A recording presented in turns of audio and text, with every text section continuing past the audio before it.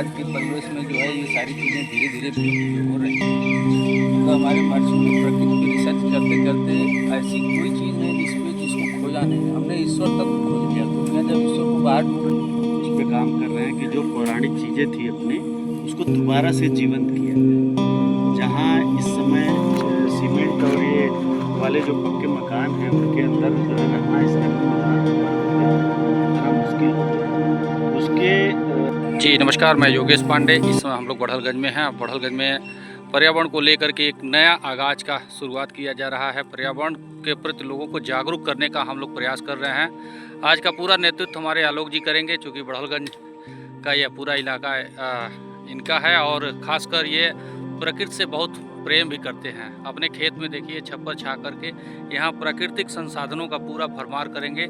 आने वाले समय में ये अनुसंधान केंद्र के रूप में डेवलप होगा। भैया, दो शब्द थोड़ा सा प्रकृति को लेकर के, पर्यावरण को लेकर के आप क्या संदेशा देना चाहेंगे? हमारे ऋषि महर्षियों ने जो हमारे वैज्ञानिक थे, पूर्वज थे हमारे, उन्होंने प्रकृति पे ही काम किया है।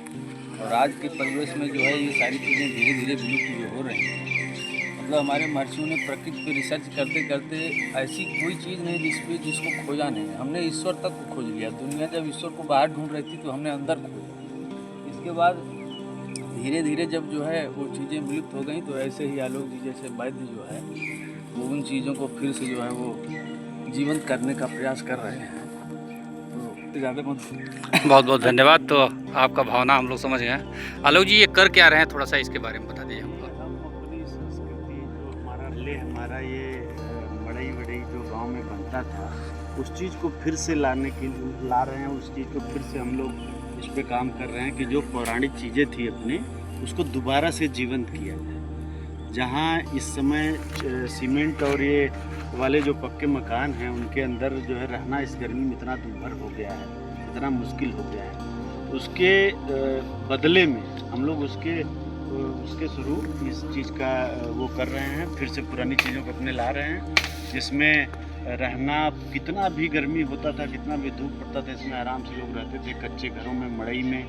वही चीज़ फिर से दोबारा ला रहे हैं ताकि ये जो नौतपा चल रहा है और आने वाली और भी जो बहुत चीज़ें हैं गर्मी के कारण, जो अभी अल नीनो एक वो उठ रहा है जिसमें बहुत ज़्यादा गर्मी बढ़ना है, उस सब के इलाज के लिए इस तरह का काम है। अच्छा, आने वाले समय में चूँकि आप एक वैद्य भी हैं, बहुत अच्छा इस समय चल भी रहा है आपका, तमाम सोशल मीडिया पर भी एक समय बहुत तेज एक्टिव हैं, रील भी आपका देखा जा रहा है, तमाम तरह के लोग आपसे संतुष्ट भी हो रहे हैं। इस यहाँ पर किस टाइप का अनुसंधान आप करने का विचार है आपका? यहाँ पे हम जो मरीज जैसे जिन मरीज को स्टे करना होता है वो हम अपने यहाँ अभी नहीं स्टे करा पाते।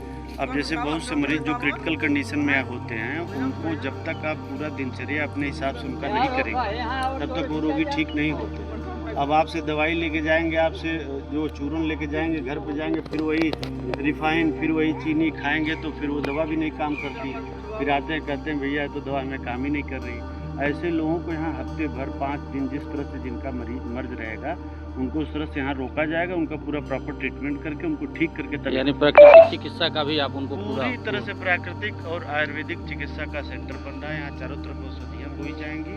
जो औषधियाँ मार्केट में भी सही तरीके से नहीं मिल पा रही हैं उसका यहाँ पे हम लोग खुद उसको उगाएंगे, उसको पैदा करेंगे और उससे फिर दवा बनाएंगे। बहुत बहुत धन्यवाद। तो अभी क्षणिक मुलाकात हुआ और क्षणिक वार्ता हुआ। ये देख सकते हैं बहुत लंबा ये पूरा इलाका है और इसमें ग्रामीण क्षेत्र के लोग भी पूरा सहयोग करेंगे, क्योंकि कोई नया चीज़ नहीं है, पारंपरिक चीज़ को ही है ये यहाँ पर डेवलप करेंगे और एक अलग प्रकार का आयाम यहाँ पर खड़ा करेंगे। दूर दराज से लोग आकर के यहाँ पर इनका लाभ लेंगे। हमें बहुत अच्छा लगा, क्योंकि काफ़ी दिन बाद छप्पर गांव में जो मड़ई इसको आम बोलचाल में बोला जाता था उसको बनाते हुए काफ़ी दिन बाद ये देखने का अवसर मिल रहा है। आने वाले समय में हमको लगता है इनका भी एक संवर्धन करना पड़ेगा, क्योंकि जो घर बनाने वाले लोग अब विलुप्त होते जा रहे हैं। हमें लगता है कि अगर गाँव में खोजा जाए तो 2-4% लोग बचे होंगे जो घर बनाने वाले होंगे लोग, ये यहाँ के नहीं लोग हैं। तो इन लोगों को भी मैं अनंत शुभकामना देता हूँ कि कम से कम ये पुनर्जीवित रखे हैं। धन्यवाद।